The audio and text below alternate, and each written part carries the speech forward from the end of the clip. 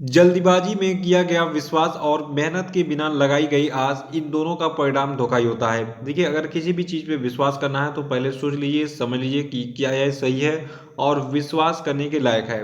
और अगर आप मेहनत नहीं करते हैं और सोचते हैं कि मैं सफल भी हो जाऊं, तो ये ऐसा नहीं होगा। पहले आपको मेहनत करनी पड़ेगी, फिर आपको सफलता मिलेगी। नमस्कार दोस्तों, आज के वीडियो में इस करेंगे हम 12 फरवरी के सभी महत्वपूर्ण करंट अफेयर पे। और आज के वीडियो में टोटल हम 12 मोस्ट इंपॉर्टेंट करंट अफेयर करेंगे और साथ में इनसे जुड़े जितने भी स्पेशल फैक्ट हैं उन पर पूरे डिटेल में चर्चा करेंगे। और देखिए, इस वीडियो के लास्ट में आपसे 5 क्वेश्चन ऑलरेडी पूछेंगे और कल के वीडियो के लास्ट में जो 5 क्वेश्चन ऑलरेडी पूछे गए थे उनके आंसर भी बताए जाएंगे। तो शुरू से लास्ट तक वीडियो में बने रहिए और इस वीडियो को पूरा देखने के बाद आप इसकी पीडीएफ फाइल भी डाउनलोड कर सकते हैं। नीचे डिस्क्रिप्शन बॉक्स में आपको इस वीडियो की पीडीएफ लिंक मिल जाएगी। तो चलिए शुरू करते हैं आज के करंट अफेयर्स को। देखिए, आज के करंट अफेयर का पहला प्रश्न है कि भारत की किस स्टार एथलीट को अभी हाल ही में असम के मुख्यमंत्री सर्बानंद सोनोवाल ने डिप्टी सुपरिटेंडेंट ऑफ पुलिस यानी कि डीएसपी नियुक्त करने का फैसला किया है। तो देखिए, ये स्टार एथलीट हैं हिमा दास, जो कि 2019 में काफी चर्चा में थी जब इन्होंने 2019 में लगातार 5 स्वर्ण पदक जीते थे एथलेटिक्स में। देखिए, जो आपकी हिमा दास हैं, ये असम के जो है नगांव जिले के धिंग गांव की रहने वाली हैं। और हिमा दास जो है ये एक साधारण किसान परिवार से आती हैं और हिमा दास ने 2019 में 5 स्वर्ण पदक जीते थे। उस समय काफी ये चर्चा में आ गई थी। और इनके बारे में प्रश्न क्या बनते हैं? पहला तो इनका बर्थ प्लेस पूछा जाता है और ये पूछा गया है कि निम्नलिखित में से किस एथलीट को जो है ढिंग एक्सप्रेस के नाम से जाना जाता है। तो देखिए, ढिंग एक्सप्रेस के नाम से जाना जाता है किसको? हिमा दास को, क्योंकि इनका जन्म कहाँ पे हुआ था? असम के नगांव जिले के ढिंग गांव में। और इनका जन्म कब हुआ था? 9 फरवरी सन 2000 में। और इनके पिताजी हैं रोनोजी दास, माता का नाम है जोनाली दास, ठीक है। और हिमा दास का पूरा नाम क्या है? हिमा रणजीत दास। तो इनके बारे में डिटेल्स याद रखिएगा, लेकिन याद रखना है कि हिमा दास को अभी हाल ही में डीएसपी के पद पर अपॉइंट किया गया है सर्बानंद सोनोवाल, जो कि असम के मुख्यमंत्री हैं, उनके द्वारा। और दूसरा प्रश्न है कि अंतर्राष्ट्रीय महिला वैज्ञानिक दिवस यानी कि international day of women and girls in science किस दिन मनाया जाता है? तो देखिए, अंतर्राष्ट्रीय महिला वैज्ञानिक दिवस को हम 11 फरवरी को मनाते हैं।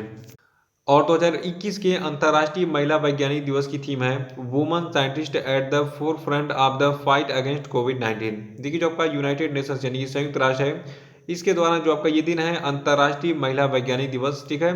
तो ये दिन जो है विज्ञान, प्रौद्योगिकी, इंजीनियरिंग और गणित के क्षेत्र में महिलाओं और बालिकाओं की समान सहभागिता और भागीदारी और इन क्षेत्रों में कार्य कर रही महिलाओं और बालिकाओं को प्रोत्साहन देने के उद्देश्य से हर साल मनाया जाता है। और इस दिन को पहली बार 2016 में विश्व स्तर पर मनाया गया था, यानी कि जो आपका पहला अंतर्राष्ट्रीय महिला वैज्ञानिक दिवस है ये 2016 में मनाया गया था। और अभी हाल ही में हमने 11 फरवरी को क्या सेलिब्रेट किया है? अंतर्राष्ट्रीय महिला वैज्ञानिक दिवस, जिसकी थीम क्या थी? Woman scientist at the forefront of the fight against कोविड-19। इसको याद रखिएगा।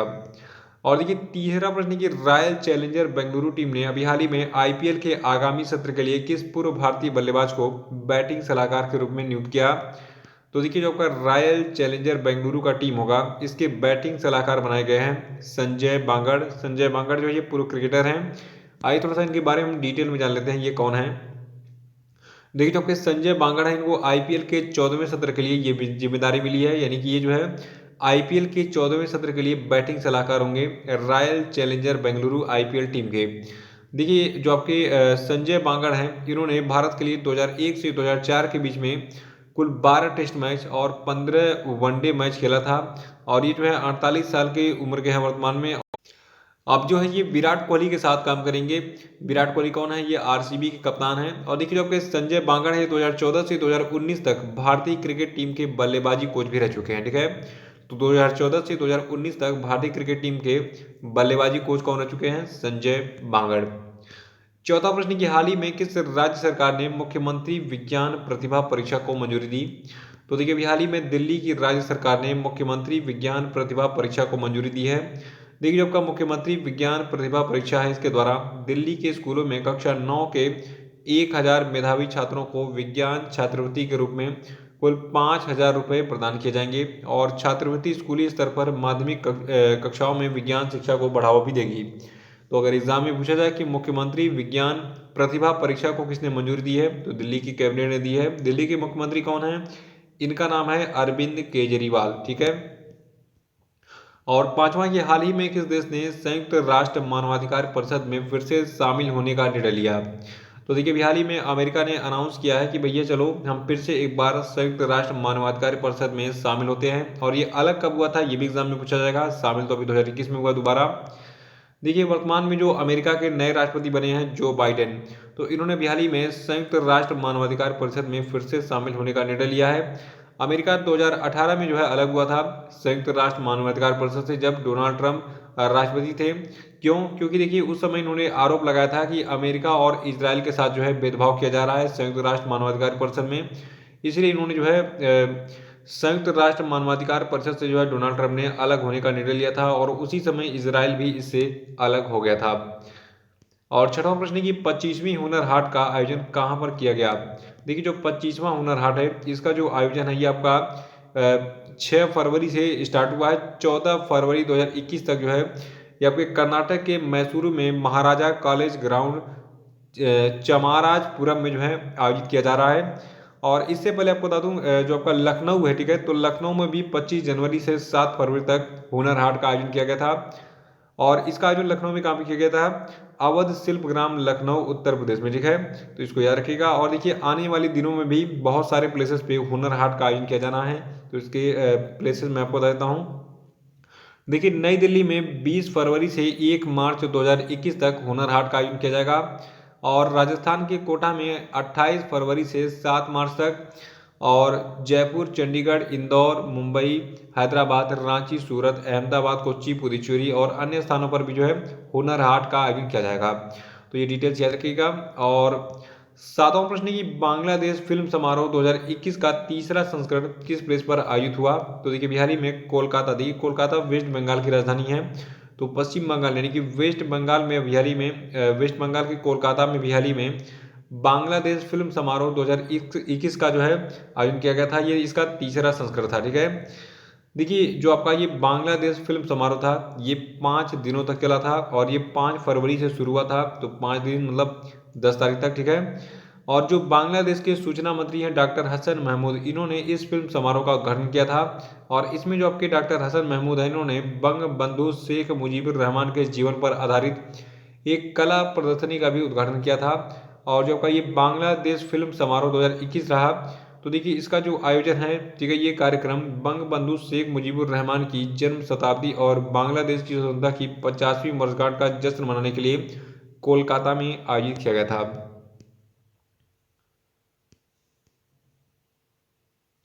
और बांग्लादेश के बारे में थोड़ा सा हम बात कर लेते हैं। देखिए बांग्लादेश की कैपिटल ढाका है, बांग्लादेश की करेंसी है बांग्लादेशी टका, और बांग्लादेश के प्रेसिडेंट हैं अब्दुल हामिद। और बांग्लादेश की जो प्रधानमंत्री का नाम है शेख हसीना, और यहाँ की पॉपुलेशन है 16.3 करोड़। आठवां प्रश्न की अंतर्राष्ट्रीय मिर्गी दिवस 2021 की स्थिति को मनाया गया। तो देखिए अंतर्राष्ट्रीय मिर्गी दिवस 2021 को हमने मनाया है 8 फरवरी को। देखिए अंतर्राष्ट्रीय मिर्गी दिवस दुनिया भर में हर साल फरवरी के दूसरे सोमवार को मनाया जाता है, यानी कि ये तिथि चेंज होती रहती है।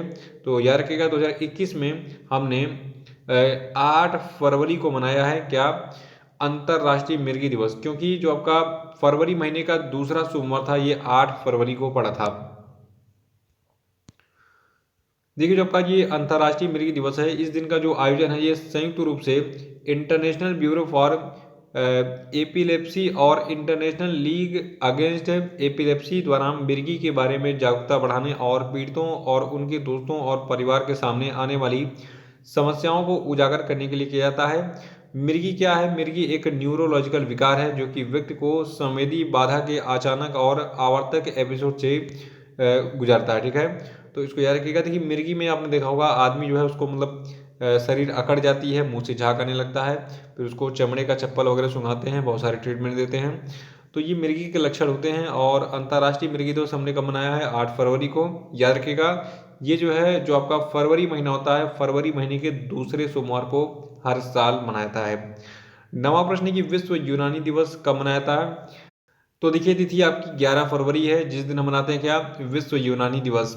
देखिए जो आपका विश्व यूनानी दिवस है ये हर साल जो है प्रसिद्ध यूनानी विद्वान और समाज सुधारक हकीम अजमल खान की जयंती के रूप में मनाया जाता है। और एक खास बात है देखिए हकीम अजमल खान जो है ये नई दिल्ली में जो आपका जामिया मिलिया इस्लामिया कॉलेज है, ठीक है, तो इसके फाउंडर्स में से एक थे। और जो आपका विश्व यूनानी दिवस है, ये पहली बार 2017 में केंद्रीय अनुसंधान संस्थान यूनानी चिकित्सा यानी कि सेंट्रल रिसर्च इंस्टीट्यूट ऑफ यूनानी मेडिसिन हैदराबाद में मनाया गया था। भारत में यूनानी चिकित्सा पद्धति जो है ये 11वीं शताब्दी के आसपास अरबों और फारसियों के दौरान शुरू की गई थी। और देखिए जो आपका यूनानी चिकित्सा पद्धति है नाम से परिचित होता है, ये जो है यूनान में उत्पन्न हुआ था और इसकी नींव जो है हिप्पोक्रेट्स के द्वारा रखी गई थी। तो एग्जाम में एक प्रश्न ये पूछा गया कि यूनानी चिकित्सा पद्धति जो है इसकी शुरुआत कहाँ पे हुई थी, तो यूनान में हुई थी। और इसकी नींव किसने रखी थी, इसकी नींव रखी थी हिप्पोक्रेट्स ने, ठीक है, याद रखेगा।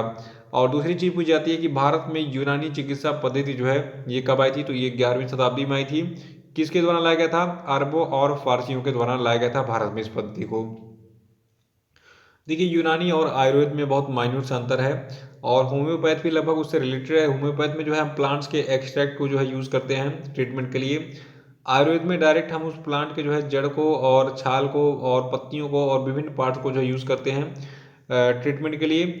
और आपका जो मतलब यूनानी होम्योपैथ मतलब देखिए इन तीनों में वही होता है, ठीक है, यूनानी में भी वही होता है कि डायरेक्ट हम क्या करते हैं जितने भी ये डायरेक्ट जो है हम हर्ब्स होते हैं, ठीक है, तो हर्ब्स को पीस पास के जो है उसको क्या करते हैं फिर उसमें कुछ प्रिजर्वेटिव मिला के दवाइयाँ तैयार करते हैं। तो आपने यूनानी दवाई भी देखी होगी, टेस्टी होती है, मीठी मीठी। 10वां प्रश्न है कि wild life photographer of the year 2021 का खिताब किसने जीता। तो देखिए wild life photographer of the year 2021 का जो खिताब है इसको जीता है रॉबर्ट इरविन ने। देखिए रॉबर्ट इरविन जो है ये आपके बिलोंग करते हैं कहाँ से, ऑस्ट्रेलिया से। और इन्होंने बिहार ही में जो है इस साल का जो आपका wildlife photographer of the year people's choice award प्रतियोगिता है इसमें पहला स्थान हासिल किया, यानी कि ये विनर रहे। देखिए जो आपके रॉबर्ट इरविन है इन्होंने अभी हाल ही में बुश फायर नामक इमेज के लिए जो है ये पुरस्कार जीता है, जो कि 2020 में विनाशकारी ऑस्ट्रेलियाई बुश फायर की तस्वीर है जिसे उन्होंने केप यार्क क्वींसलैंड में Steve Irwin wild life reserve के पास ड्रोन का इस्तेमाल करके लिया था। ये तस्वीर कहाँ पे है दिखा देता हूँ मैं आपको। देखिए ये तस्वीर कुछ ऐसी दिख रही थी, ठीक है, जंगलों के बीचों बीच में एक ऐसे लाइन दिख रही थी पूरी आग की और कई जगहों पे जो है स्पॉट दिख रहे थे जहाँ पे आग लगी हुई थी। देखिए इस इमेज में जो है झाड़ियों के बीच बीच जो है इसे अलग अलग भागों में विभाजित करते हुए आग की एक पंक्ति दिखती है, यही वाली पंक्ति जो मैंने आपको यहाँ दिखाई है, ठीक है। और देखिए जो आपके रॉबर्ट इरविन है तो इनकी जो इमेज है, ठीक है, इस इमेज की बात कर रहे हैं तो इनको 25 फाइनलिस्ट की शॉर्टलिस्ट से जो है चुना गया जिसे कुल 55,456 वोट मिले थे। देखिए जो आपका the wild life photographer of the year है, ईयर का अवार्ड है, ये दुनिया की सबसे बड़ी वाइल्ड लाइफ फोटोग्राफी प्रतियोगिता है जो कि प्राकृतिक इतिहास संग्रहालय द्वारा आयोजित की जाती है। 11वां की हाल ही में विजयनगर को किस राज्य का 31वां जिला घोषित किया गया। ये प्रश्न सबसे इंपॉर्टेंट प्रश्न है आज का, क्योंकि ऐसे प्रश्नों की भरमार रहती है एग्जाम में। देखिए अभी हाल ही में कर्नाटक राज्य का 31वां जिला बनाया गया है विजयनगर को। देखिए विजयनगर साम्राज्य के बारे में आपने पढ़ा होगा, एक विजयनगर साम्राज्य आपका हुआ करता था जिसकी स्थापना किसने की थी, हरिहर और बुक्का ने। देखिए जो आपका विजयनगर जिला है ये जो है कर्नाटक का जो बेल्लारी जिला है इससे अलग करके बनाया गया है और इस क्षेत्र से जो है शासित विजयनगर साम्राज्य के नाम पर जो है इसको ये नाम दिया गया है। देखिए अगर एग्जाम में पूछा जाए, ठीक है, कि कर्नाटक का जो 31वां जिला विजयनगर है इसको किससे अलग करके बनाया गया है, तो इसको कर्नाटक के बेल्लारी जिले से अलग करके बनाया गया है। देखिए कर्नाटक का जो आपका विजयनगर जिला है इसमें 6 तालुका होंगे और होसपेट इसका मुख्यालय होगा। और नए जिले में जो आपका कुडलिगी है, हगारिमो मानाहल्ली है और कोट्टूरू है, हो होविना हदगली है और हरपनहल्ली है, ये सभी तालुका होंगे इसके। देखिए नाम थोड़ा सा टेढ़ा मेढ़ा होता है साउथ के प्लेसेस का, तो थोड़ा सा पढ़ने में कठिनाई होती है। देखिए यूनेस्को की विश्व धरोहर में शामिल जो आपका हम्पी भी है यहीं पे स्थित है, तो हम्पी के स्मारकों के प्रतिष्ठित क्लस्टर जो है ये विजयनगर का हिस्सा होंगे। तो याद रखिएगा विजयनगर को अभी हाल ही में कर्नाटक का 31वां जिला बनाया गया है। 12वां प्रश्न है कि airport council international world voice of the customer award किसने जीता। तो देखिए इस voice of the customer award को जीता है केम्पे गौड़ा इंटरनेशनल एयरपोर्ट बेंगलुरु ने। देखिए वॉइस ऑफ कस्टमर अवार्ड क्या है, ये अवार्ड देखिए उन हवाई अड्डों को मान्यता देता है जो कि अपने ग्राहकों को प्राथमिकता देते हैं और ये सुनिश्चित करने के लिए प्रतिबद्ध रहते हैं कि इनकी आवाज़ को साल 2020 में कोविड-19 महामारी के दौरान सुना जाए। तो याद रखिएगा इसको। और अगर एग्जाम में पूछा जाए कि अभी हाल ही में airport council international world voice of the customer award किसने जीता? तो इसको जीता है केम्पेगौड़ा इंटरनेशनल एयरपोर्ट बेंगलुरु ने। देखिए इसको कॉमनली बेंगलुरु एयरपोर्ट भी हम कहते हैं। और अब हम बात करेंगे आज के सभी क्वेश्चन वीडियो पे, तो सभी लोग तैयार हो जाइए कमेंट बॉक्स में आंसर देने के लिए। और कंजूस लोग जो हैं उनको मैं बता दूं कि वीडियो को लाइक करना आप भूल चुके हैं, तो उसको तुरंत लाइक कीजिए और 1000 प्लस लाइक पहुंचा दीजिए, ठीक है। तो इसमें आप कंजूसी मत किया कीजिए। देखिए पहला प्रश्न आपके लिए, 300 टेस्ट विकेट लेने वाले 6वें भारतीय गेंदबाज कौन बने हैं? इनका नाम बताइए। दूसरा है कि विश्व दलहन दिवस किस तिथि को मनाया गया? बताइए। और तीसरा कि निम्नलिखित में से किस राज्य सरकार ने भिखारी मुक्त योजना शुरू की है? बताइए। चौथा कि हाल ही में किस ऑस्ट्रेलियाई खिलाड़ी को तीसरी बार एलन बार्डर मेडल से सम्मानित किया गया? बताइए। और पांचवा कि निम्नलिखित में से कौन ई कैबिनेट को लागू करने वाला पहला राज्य है? बताइए। और अब हम बात करेंगे कल के सभी क्वेश्चन पे। देखिए क्वेश्चन का पहला प्रश्न है कि जनवरी 2021 का ICC player of the month award किसने जीता? उसको जीता है ऋषभ पंत ने। और दूसरा था कि हाल ही में किस राज्य की महिला वन अधिकारी संस्मिता लेंका को संयुक्त राष्ट्र के एशिया पर्यावरण परिवर्तन पुरस्कार से सम्मानित किया गया? तो देखिए ये बिलोंग करती हैं ओडिशा से। और तीसरा था कि हाल ही में किस राज्य सरकार ने जमीन की धोखाधड़ी रोकने के लिए हर जमीन का 16 अंक का एक यूनिक आईडी नंबर जारी करने का फैसला किया? तो देखिए ये प्रदेश आपका है उत्तर प्रदेश। और चौथा था कि हाल ही में राजीव कपूर का निधन हो गया, ये कौन थे? तो देखिए ये एक एक्टर यानी कि अभिनेता थे। और पांचवा था कि निम्नलिखित में से किसे Northeastern University Center for Spirituality Dialogue and Service ने वैश्विक नागरिकता दूत यानी ग्लोबल सिटीजनशिप एनवाय के रूप में मान्यता दी? तो देखिए ये आपके व्यक्ति हैं श्री श्री रविशंकर प्रसाद जी। तो इसी के साथ आज का वीडियो यही समाप्त होता है। वीडियो को लाइक और शेयर कर दीजिएगा, जो लोग नए हैं वो चैनल को सब्सक्राइब कर लेंगे। तो इसी के साथ बहुत बहुत धन्यवाद। Thank you and have a nice day.